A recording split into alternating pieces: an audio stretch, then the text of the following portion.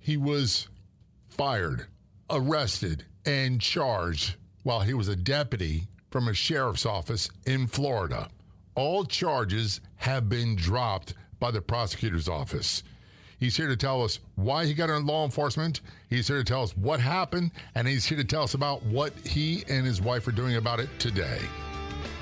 Welcome to the Law Enforcement Talk Radio Show. In the Law Enforcement Talk Radio Show, we are joined by special guests talking about their experiences, the realities of investigating crimes, plus those who have experienced horrendous trauma. Police, first responders, military, and victims of crime share their stories. Hi, I'm John J. Wiley. In addition to being a broadcaster, I'm also a retired police sergeant. Be sure to check out our website, letradio.com, and also like us on Facebook. Search for the Law Enforcement Talk Radio Show. Of all the radio stations in the United States, there are no other shows like the Law Enforcement Talk Radio Show. And on Facebook, there's only one official page.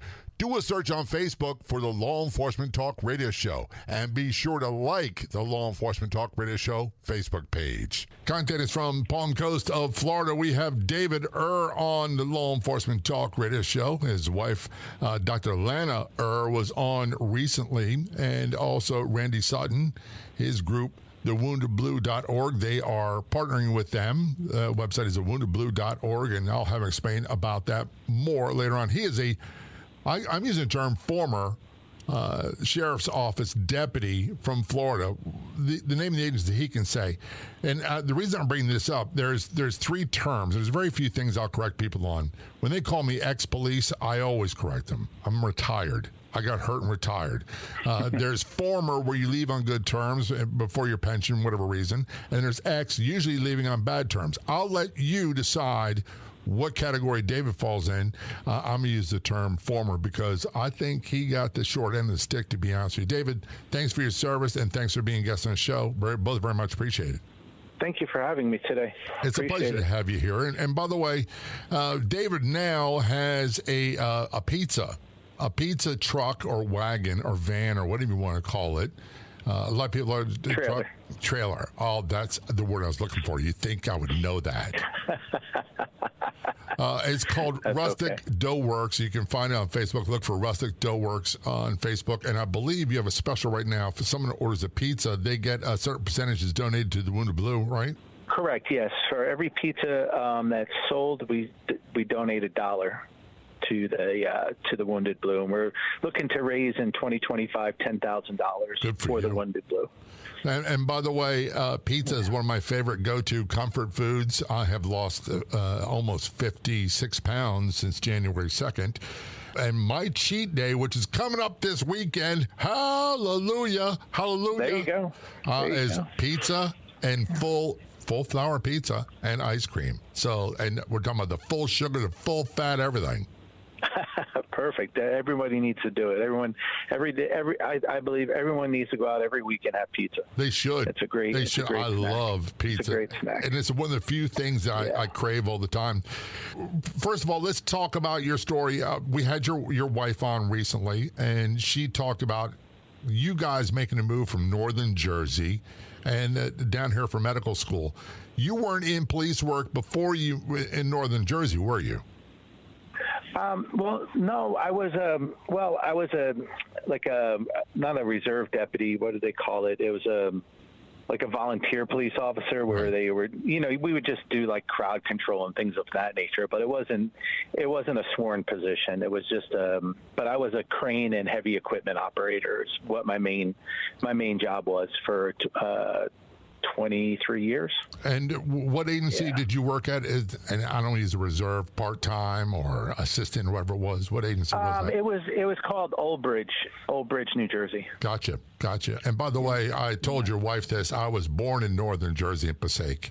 Lived in Rutherford for about 6 months, and then my dad was Korean Navy, so we moved out of the area. But I would always go back to visit relatives. When my grandparents immigrated from Ireland, they settled in Rutherford, New Jersey area, and other parts of the family settled in Long Island, New York, Westchester County. So that's an area that is very near and dear to my heart. I couldn't live there anymore, to be honest with you, or never could. I don't know how anyone affords to live there anymore. My wife's parents just moved, and we were talking at dinner last night, and we were talking about taxes and property tax, and on their house they're paying $17,000 a year for just property tax. It's crazy. I was like, it's insane. My aunt lives in Lyndhurst, New Jersey, and she loves it there. But and she's retired. Obviously, she used to go in the city as a nurse. But I say, why don't you come to Florida? Come down here. You can always fly back there and visit family and friends, and they're all gone, by the way. Mm-hmm. Yeah, they just Lana's parents just moved down to Palm Coast, and they're loving it, and they just can't believe the difference cost-wise. Oh, everything. So much cheaper. It's so much cheaper. And the other thing is, I would go to visit in Lyndhurst, for example, or northern Jersey, and back when I used to have color in my hair, David, I was a strawberry blonde with freckles kind of guy, and people look at me and go, "Oh, you're not from here, are you?" Then I talk, they'd be convinced I was not from there. Jersey's one of those unique areas that I grew up in the Newark area, so it's one of those unique areas that wherever you go back, you still run into your old neighborhoods, and you still run into old people that you know, and they don't forget you. No. And it's nice to go back, but I can tell you right now, I've been here 6 years in Florida, and I love it. I do too. I'll never go back. I'm in South Florida. I don't like the summers so much because they're a lot longer. And I have friends in Baltimore say, "You're moving to Florida? What are you, nuts? It's so hot down here." I'm like, have you forgotten what summer's like in Baltimore? Have you forgotten what winter's like? Yeah, it's 105 degrees in New Jersey today. It's crazy. It's hotter in New Jersey than it is in Florida. And with all that concrete, it just radiates. I want to go into, how old were you when you left Jersey and came to Florida? I was 45. That's when I went into the police academy at age 45. And I believe it was Santa Fe Community College in Alachua County? It was. It was Santa Fe Community College. It was a full 770-hour course. It was great. Very professional. Alachua County Sheriffs and Gainesville Police pretty much run the academy there, and they were amazing. They were super professional, taught us a lot. It was a great academy. And by the way, that is something that I was not used to. I was used to, like when I went hired by Baltimore, I went to their academy. And New York has their own academy, and other ones, large agencies. However, down in Florida, it's usually the community colleges or state colleges, they call them, and they're run by local agencies, but they're no joke. They're just as intense as the other academies. Oh, every morning we ran, every day we did PT. It was serious business. We had to maintain a minimum of an 80 average on any test that you took, and if you failed more than twice, you were out of the academy altogether. It didn't matter if you were week one all the way to the last week. You had to pass every test, an 80 or above. I finished at a 96, and I was actually second in my class. Another classmate of mine beat me by 1 point. Same here. The funny thing was, I never realized I was competitive or a good student until I went to police academy. I was always a horrible student in high school and college. Yeah, neither was I. I was never known for my English or English skills, that's for sure. I was more of a hands-on type of guy. That's why I went into blue-collar work. I always wanted to be a police officer. I grew up, my dad was a cop. I have other family members that were police officers as well. And I always wanted to, but when I turned 18, I went into the union, and I was making, back then, at 18, I was making $27 an hour. And my friends that were going into law enforcement, they were making like $15, $16 an hour. So I was like, plus my benefits with the union. And by the time I left the union, I was making over $75 an hour. We're going to take a short break on that note. We're talking with David Err. He is a former Florida County Sheriff's deputy. All charges have been dropped. He was arrested, fired, charged. All charges have been dropped. He now has a Rustic Dough Works Pizza on Facebook, and he is tied in with the Wounded Blue. Just go to our website, thewoundedblue.org. This is Law Enforcement Talk Radio Show. Don't go anywhere. We'll be right back. I know we've all got lots of apps on our phone, but there's one you should check out, the Medium app, medium.com. And be sure to follow the Law Enforcement Talk Radio Show and podcast, where you find great articles, blog posts from me on Medium. That's the Law Enforcement Talk Radio Show and podcast on the Medium app, or you can go directly to medium.com.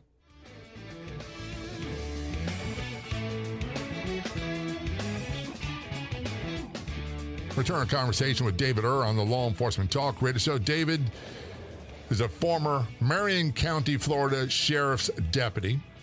He has a pizza trailer.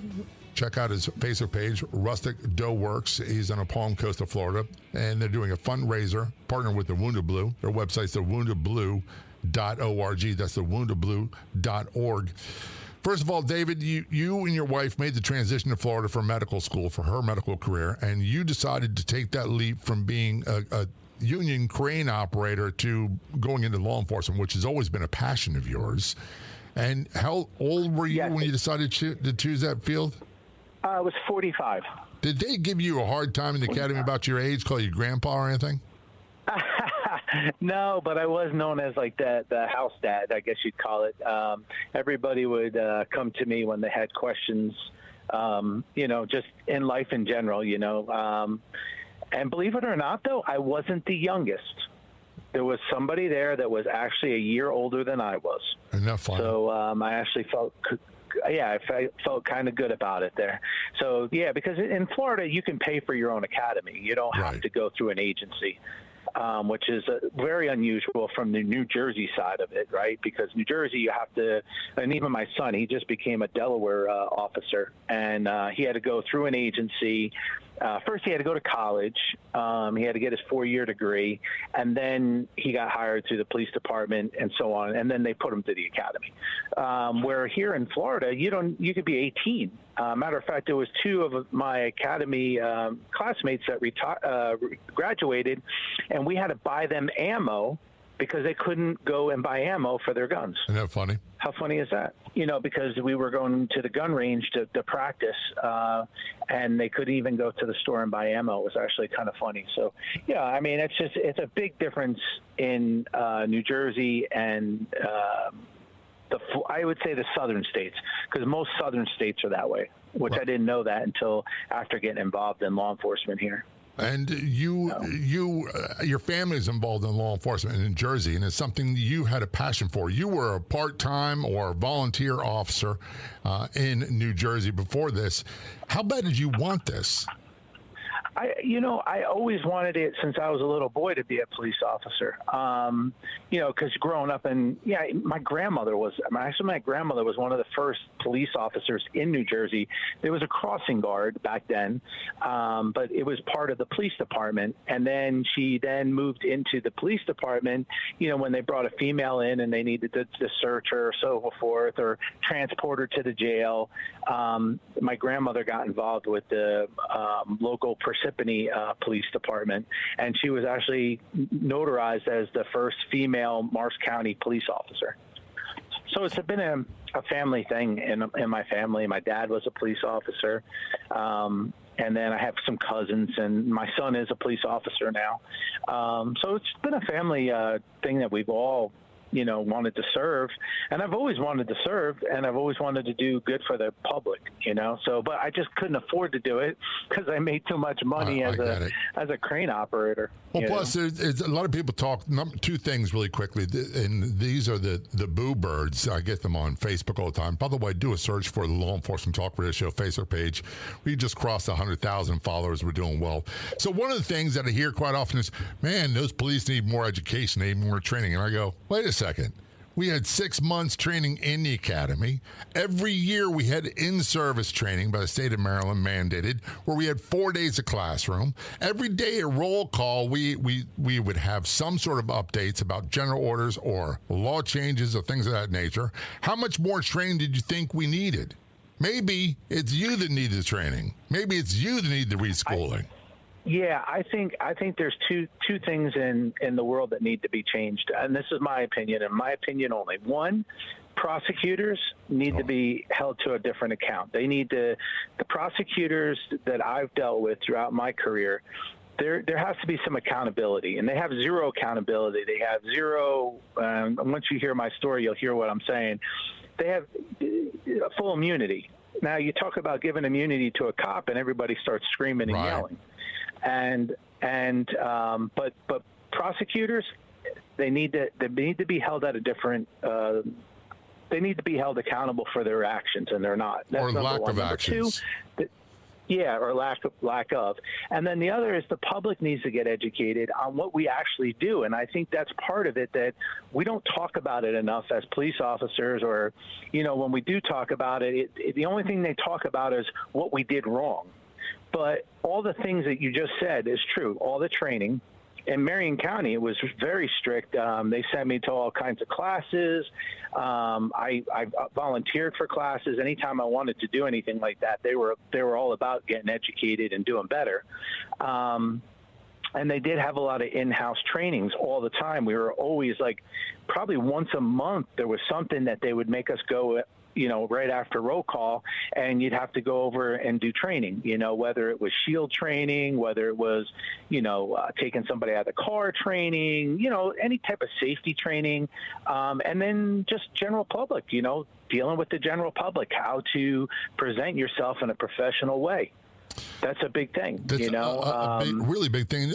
And for example, we had all the training you talked about as well, except when I got reassigned I went from patrol to what we call special operations in Baltimore to narcotics unit. And the narcotics unit, we wound up doing a lot of course, we were playing clothes, but we did a lot of raids, a lot of warrants, and we served all of them ourselves.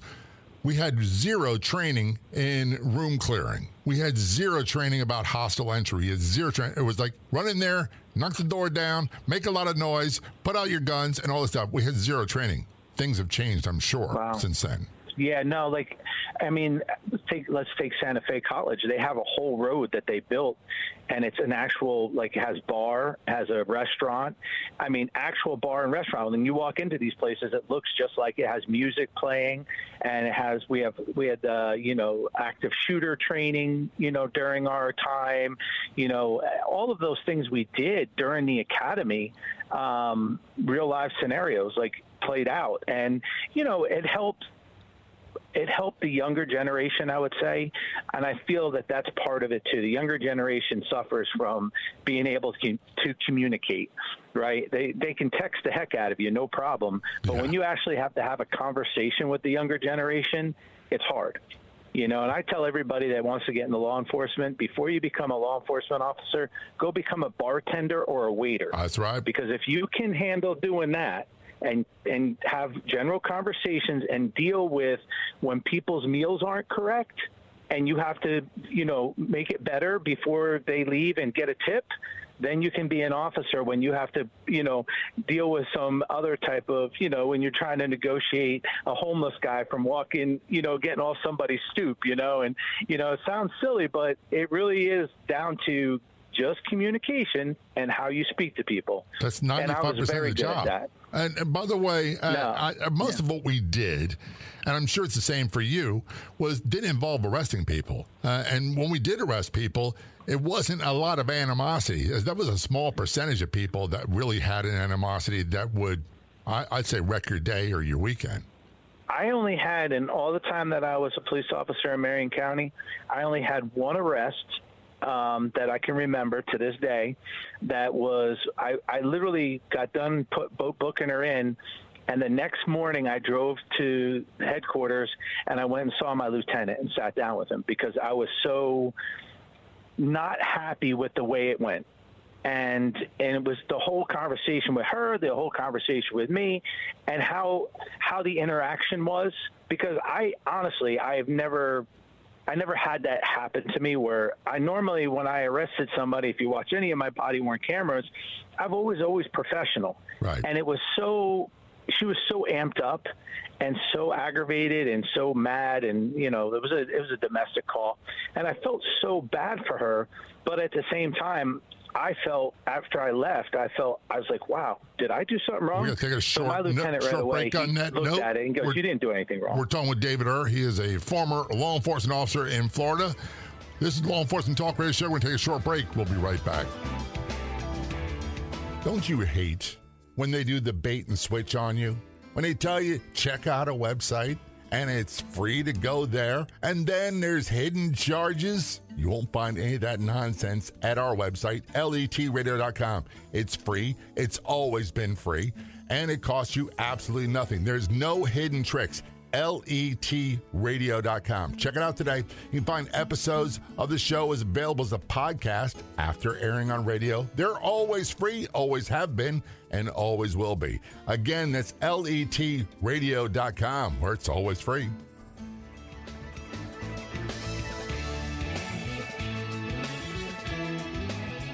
Return conversation with David Err on the Law Enforcement Talk Radio Show. David is a former Marion County, Florida Sheriff's deputy. He was fired, arrested, and charged. All the charges have since been dropped. He now has a pizza trailer called Rustic Dough Works. Check them out on Facebook. They do a fundraiser with the Wounded Blue, Randy Sutton of the Wounded Blue. Their website's thewoundedblue.org. That's thewoundedblue.org. David, here's my impression. Number one, talking to you, you're a squared away guy. That's obvious. You're not one of these fruitcakes. You're not unstable. To graduate second in your class means you got to have some book smarts. You did fairly well academically. You did very well physically. In our department, they combine both, and it wasn't one or the other. And there's a lot of guys that they got recycled. They didn't do well in the verbal, and they had one more shot, or the educational part of it, I should say. So you obviously are not that guy. You're not a shady, shaky, unstable guy. But you were, use the word fired. You resigned. You were arrested and charged. So when I got back in the day, not so much now, not so much after what I've been through, but when someone was arrested by their agency, I always believed the agency. I never took a second thought. I always thought where there's smoke, there's fire. I don't get that impression from you guys. What happened? Well, so, it was a hectic day. It was a hectic day. I got a suspicious call, a suspicious vehicle call, and it came up on my MVT and my computer, and we had silent dispatch in our cars. So in my zone, it popped up on my screen, and I went to the call, and I pull up, and long and behold, I find a vehicle parked in somebody's driveway, and it was a female. She was still sitting halfway in her car, halfway out, with her butt cheek in the doorway there. Right. So I just opened my door up. It's a suspicious vehicle. It's to me, it's one of the more dangerous stops that you can do because you never know what you're coming up on. And mind you, Marion County is the size of Rhode Island. I was in that zone is, I would do about 200 miles a day driving, and because you just never stopped. Driving was big, and my nearest zone partner was about 15 minutes away. Right. So you go out to a call, you always, you pulled up, you made sure, hey, look, officer safety, step back to the vehicle. So, I called her back from her vehicle back to me and started talking to her, and you could just tell, looking at her, and her eyes are going 100 miles an hour, and she's sweating. And then you even hear me say it, I said, hey, it's a cool night out. Are you okay? And, you could tell there was something going on. And she was like, I think my car's not running, and I've been trying to work on my car. And so we kept to talking for a few more minutes, and I asked her, I says, you okay? Do you want me to call EMS for you? And she's continually talking, and then the pickup truck pulls up behind me, which was not uncommon. Two off-duty FWC officers got out of their vehicle, and, they're in plain clothes with their badges out. And they said, hey, bud, how are you? FWC. And I said, hey, how are you? And they said, hey, you need any help? And that's not an uncommon thing in Florida, an off-duty officer stopping for another officer, because they all know, everyone works out there, and they all know the issue. So Long and behold, we're all talking. He goes, this girl's hopped up on something. I say, oh, yeah, absolutely. So we just get to talking, and she's talking, and then I call for, my zone partner to come. He's actually a canine officer, so this way, he can come with his canine. And one of the FWC officers walked by me and go, hey, there's a needle on the ground right behind the vehicle. So I walk by and I look down, and it's in the track line of the tire. So if she drove in, she would have drove right over the needle. And so I hook her up. I detain her, I should say. I should detain her. And I just, I told her, I was pointing my flashlight on the floor. Well, look, there's a needle right there on the ground. I said, no, I'm going to detain you. I pat her down, and what do? I find another needle in her pocket, uncapped. And she said that wasn't hers. Right. And, then I wish I had $1 for every time someone said that, David. I'd be filthy rich. Right. Right. So I asked her, I said, "Get anything else on you?" No. I asked her 3 times. It's all on body-worn camera. And my zone partner at that time finally shows up. He asks her, and the other 2 off-duty officers ask her, and she says, no, I don't have anything else on me. But she mentioned something during the time I was arresting her, that her father was part of the police department, sheriff's department in Dixie County. And I just said, oh, okay, not thinking, okay, no problem. So, it's all on body-worn camera. So I'm just moseying my way through the call. And long and short of it, I take her to the jail. And as I'm walking her into the jail, she says, I have more drugs on me. I'm like, well, we're in the Sally Port. It's too, I'm like, I patted you down. Where's it at? She's like, it's in my back pocket. I'm like, no, it's not. I said, I checked your back pocket. So then I bring her into the jail, and I tell the female deputy, I says, hey, she told me she has more drugs on her. Please check her before she goes into the jail all the way. So she walks over to the female and says, hey, where's the drugs at? And she goes, I don't have any drugs on me.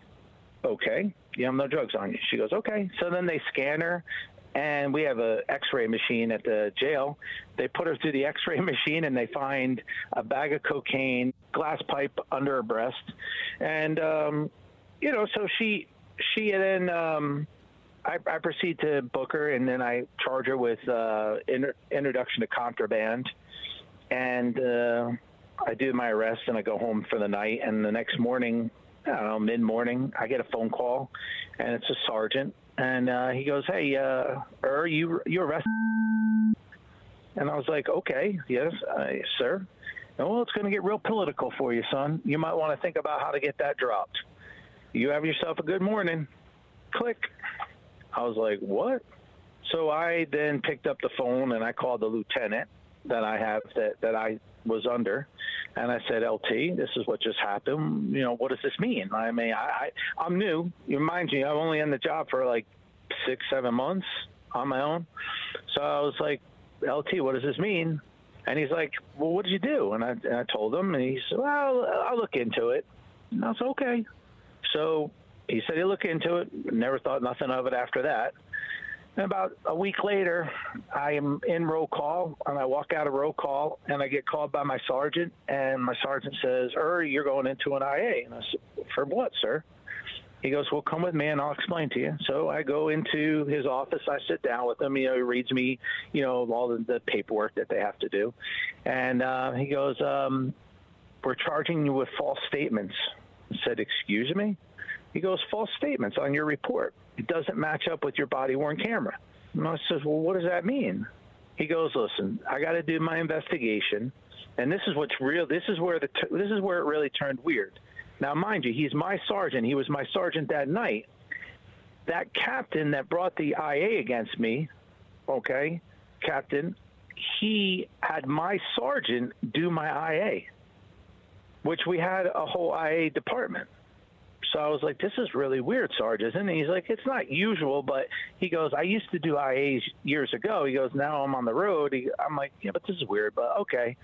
So what did I say that I didn't do that I did do, that type of thing. So I was waiting for the investigation. So they took my badge and my gun right there and then, and they put me on administrative leave. And I sat for about 3 weeks. And in that 3 weeks, I got nervous. And I said, something's not right. So I reached out to the Sheriff's Association, who I belong to. We had a union too, but I didn't belong to the union yet. I was just in the Sheriff's Association, and they said, well, we can't represent you because it's criminal. And I said, it's what? And they go, well, it's criminal. I said, what's criminal? And I said, that's it's when an IA. the radar started going off. I'm going to take a short break. We're talking with David Ert. David is a former Marion County, Florida Sheriff's deputy. He was fired or resigned, arrested, and charged. All charges have been dropped. His Facebook page for his pizza trailer is Rustic Dough Works. Check it out. And they have a partnership going on with the Wounded Blue.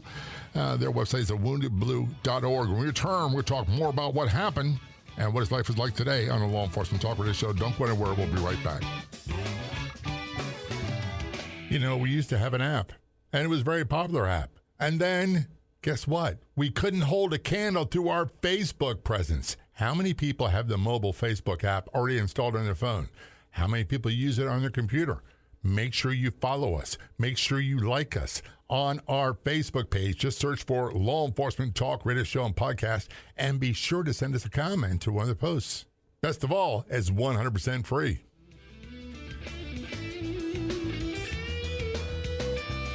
Return our conversation with David kind of on the Palm Coast of Florida. David is a former Marion County, Florida Sheriff's deputy. He resigned. He was arrested and charged, which we'll get to in a moment. All charges have been dropped. He now has a pizza trailer called Rustic Dough Works. Check him out on Facebook, Rustic Dough Works. And they have a partnership with the Wounded Blue. Their website is thewoundedblue.org. Well, went to break, Dave. You talking about, they said we can't represent you. This is criminal. Did the radar bells go off in your head at that point? Yeah, they did. And I had a good friend of mine in the sheriff's office say, you need to reach this particular lawyer. This particular lawyer represents a lot of the police officers, and he has extreme knowledge of the working knowledge. He was a prosecutor. He was actually a police officer for 10 years. He came with, and he was politically correct in town. So in the South, that's a big thing, being politically correct too. So I went and I saw that individual, and I sat down with him, and he looked at the charges. And he says, the state's never going to pick this up. This is just an IA, internal investigation. He goes, don't worry about it. He goes, we'll get through this. He goes, I don't even understand what they mean by this. They didn't have probable cause. He wrote, I didn't have probable cause to arrest. I was like, I don't know. So he looked at the allegations, and he says, it doesn't make any sense. He goes, what they're saying you didn't do, I watched the video and you did it. And then what you wrote, he goes, it's semantics. So I'll give you an example. I wrote that I found the needle in the left front pocket, right? Well, when I was standing behind her, I took it out of her left front pocket. But if you're standing in front of her, it's in her right front pocket, right. Correct? Right. Depending, right? So that was a lie, they said. The needle on the ground that was left on the ground, they said, wasn't in the track of the tire, as I wrote in the report. But you clearly see me take my flashlight, and you see me point my flashlight at the needle on the ground behind the rear tire. Clear as day. I says, there it is. And he's like, yeah, it's right there. I'm like, exactly. What are they saying I didn't do? He goes, I don't know. He goes, this doesn't make any sense.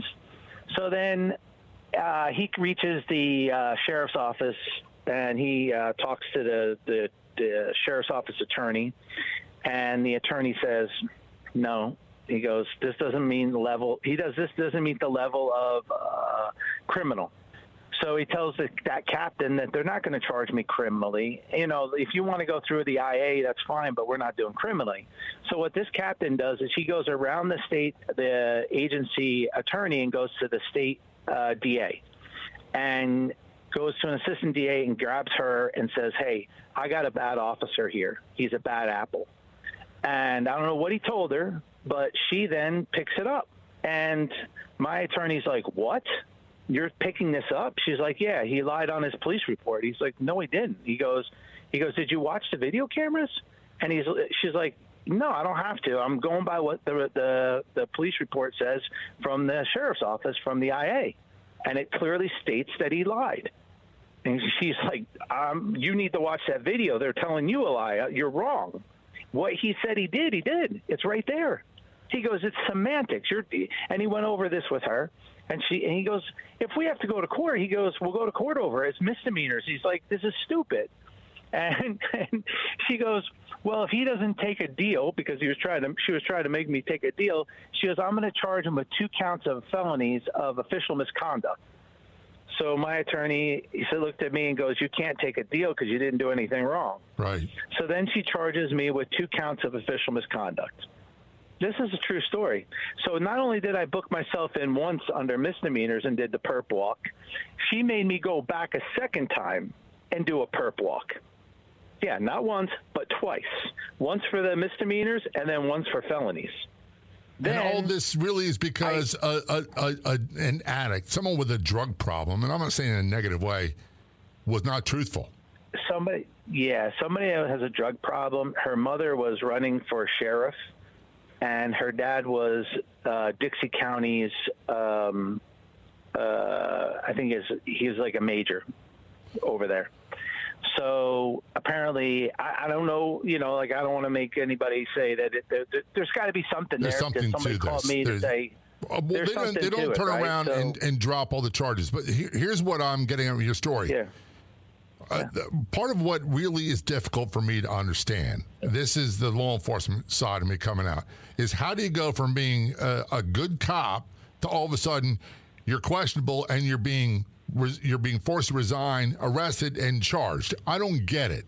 Right. Over a he said, she said is what it is. It's not even like you were stealing or doing some corruption thing or beating people. It was a he said, she said thing.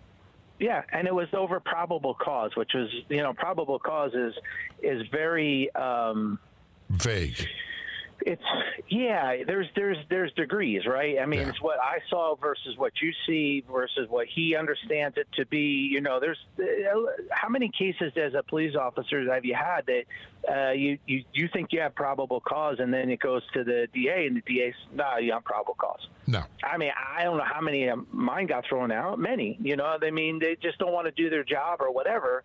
But when you see this video, and it's going to eventually come out. I'm working on opening a website for this as well. You need to send me that URL when you get that ready. I want to fast forward. Oh, yeah.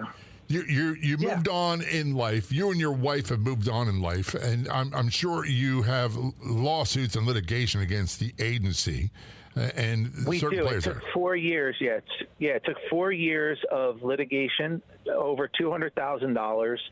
And they finally, the DA, the assistant DA came to my attorney off the books, and says, if he just voluntarily turns his license in, I'll drop all the charges. He's like, what? After 4 years? After like 14 depositions? After, 4 years of litigation ruining his career, and you're just going to drop the charges just like that? She's like, yep. He's like, wow. So he turned to me and goes, look, he goes, we can go to trial. He goes, you're going to win, but this is over the caveat, right? But it's not 100%. This is 100%. You turn your license in and you go on your merry way. And then he goes, that's it. He goes, do you still want to be a police officer? I said, yeah, I still want to be a police officer. He goes, well, then just turn your license in. He goes, wait a few months and then go reapply for your license back. But that's not what happened, is it? Fair enough. Yeah. I mean, there's nothing in the books that says you can't do that. Well, what this assistant DA did was she wrote a letter to the FDLE saying that in lieu of prosecution, which is not true, but in her eyes, I guess maybe it is, because it wasn't a signed deal. I never signed a state deal or anything like that, because a lot of people turn their license in. In lieu of prosecution, he is now I'm fighting to get my license back because I want it back. But long story short, the way she did it was illegal. That's the other part of it too. The FDLE is the only agency that can tell me I can't be a police officer in the state of Florida, not assistant district attorney. Right. And they even have me on the Brady list there, and which is crazy because they didn't even prosecute me. The Brady list is designed with good reason, but people are on there shouldn't be on there. And just do a quick Google search of what the Brady list is. I want to fast forward to what life is like for you and your wife now, because, look, I know this wasn't in the cards for you, but you had to decide, okay, how does one go to from being a police officer, crane operator for many years of life, to a police officer, to a pizza trailer guy? So, I don't mean that as an insult. I'm just, it's a big transition. No, it's a good question. When you've got charges pending over your head, you can't find a job, right? I couldn't even Uber Lyft. I couldn't do anything. So I said to my wife, I'm like, look, I grew up, my dad had a restaurant. Even though he was a cop, we had a restaurant. I said, I grew up in the restaurant business.